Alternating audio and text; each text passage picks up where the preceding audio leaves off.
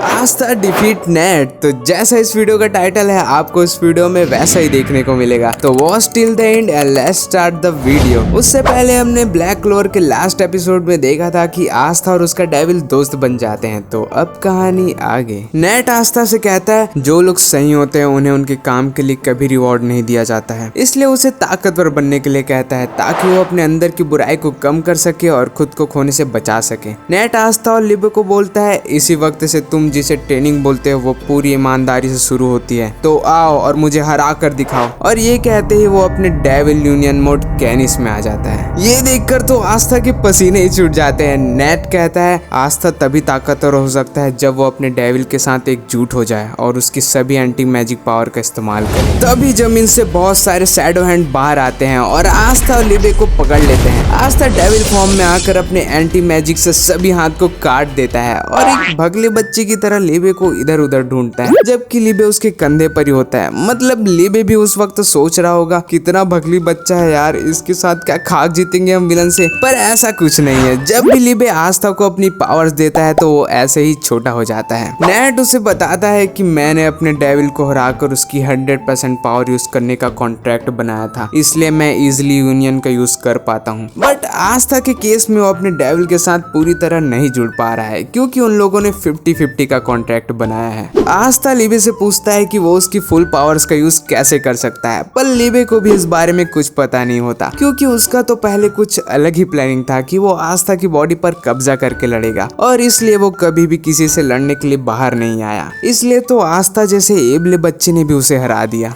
आस्था और लिबे आपस में लड़ते रहते हैं क्योंकि दोनों को इस बारे में कुछ पता नहीं होता। तभी नेट उनसे कहता है मुझे लगता है तुम लड़ते हुए इस बात का पता लगा सकते हो, चलो इस फाइट को थोड़ा और मजेदार बनाया जाए। ऐसा कहकर वो अपने शैडो मैजिक से बहुत सारे डेविल क्लोन्स बना लेता है। पर अपना आस्था कुछ कम है कि वो अपनी डीमन स्लेयर स्वॉर्ड निकालकर उन क्लोन्स को काटना शुरू कर देता है। वो सोचता है इन सभी क्लोन्स की वॉइस कैप्टन नेट की तरह है। नेट लड़ते हुए बोलता है जब तक तुम मुझे हरा नहीं देते ये क्लोन्स आते रहेंगे। आस्था थोड़ा कंफ्यूज हो जाता है क्योंकि उसे नेट की आवाज तो सुनाई दे रही थी पर वो दिखाई नहीं दे रहा था क्योंकि नेट का फॉर्म भी डेविल क्लोन्स की तरह होता है। आस्था को समझ आ जाता है कि नेट ने 4 डेविल के साथ कॉन्ट्रैक्ट बनाया है। आस्था सोचता है 4 डेविल से मतलब उनका सामना मौत से हुआ होगा, पर अब मेरा और लिबे का कनेक्शन भी थोड़ा स्ट्रांग हो गया है, लेकिन मुझे और पावर निकालने में माहिर होना होगा। नेट उससे कहता है कि आस्था ने एक डेविल के साथ इक्वल टर्म्स वाला कॉन्ट्रैक्ट बनाया है क्योंकि डेविल उसका सर्वेंट नहीं है तो वो उसकी फुल पावर्स का यूज नहीं कर सकता है और वैसे भी ये पैथ आस्था ने खुद चुना है। तभी नेट उसे बोलता है मुझे हराने के लिए उस पावर का यूज करो। यहाँ पर नेट का मतलब एंटी मैजिक से होता है। आस्था कहता है यस सर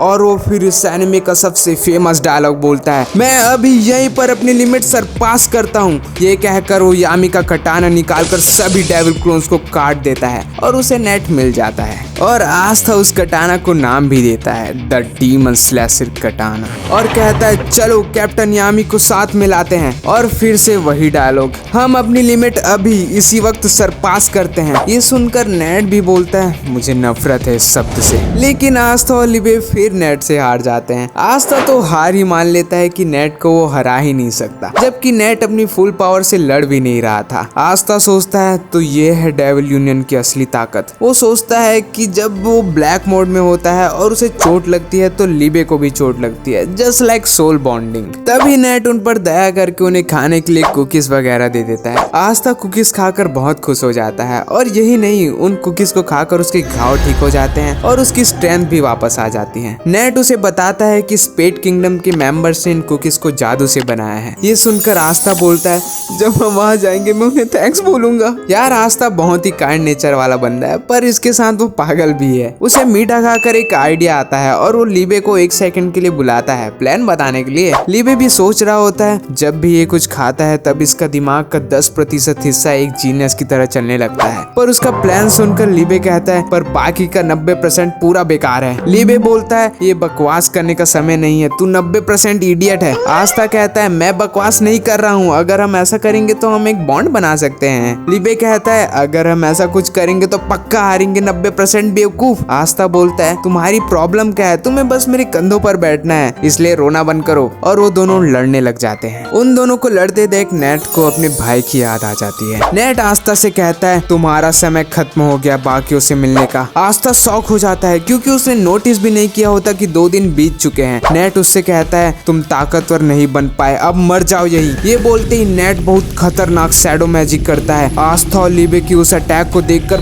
पूरी तरह फट जाती है। उसके अटैक का नाम माना zone dark prison hunting ground होता है। वहाँ का पूरा पिच ब्लैक हो जाता है और बहुत स्पीड से एक अटैक आस्था को लगता है। यहाँ पर आस्था नेट की को सेंस नहीं कर पा रहा होता है। वो सोचता है उनके हमलों को चकमा देने का कोई तरीका नहीं है। नेट आस्था को बोलता है तुम में पोटेंशियल था फिर भी तुम ताकतवर नहीं बन पाए, कितने शर्म की बात है। और नेट आस्था को बहुत मारता है जिससे आस्था जमीन पर गिर जाता है। आस्था सोचता है अंधेरे में मौत मुझ पर रेंग रही है और मुझे कुछ समझ नहीं आ रहा है, ये सच में भयानक है। लिबे भी मार खाने के बाद सोच विचार में आ जाता है कि आस्था और उसका मोटिव एक होने के बावजूद भी वो जुड़ क्यों नहीं पा रहे हैं। लिबे सोचता है मुझे और आस्था को और ताकतवर बनना होगा, तभी हम अपना मकसद पूरा कर पाएंगे। मैं मर नहीं सकता, अगर मैं मरा तो आस्था भी मर जाएगा। और वो दोनों खड़े हो जाते हैं और बहुत गुस्से में होते हैं। तभी नेट उसकी आंखों में एक अलग ही पावर को महसूस करता है। मतलब अब नेट की कब्र यहीं बनने वाली है। बेचारा जैसे भी था अच्छा था। ग्राउंड में चारों तरफ रेड एंड ब्लैक लाइट निकलने लगती है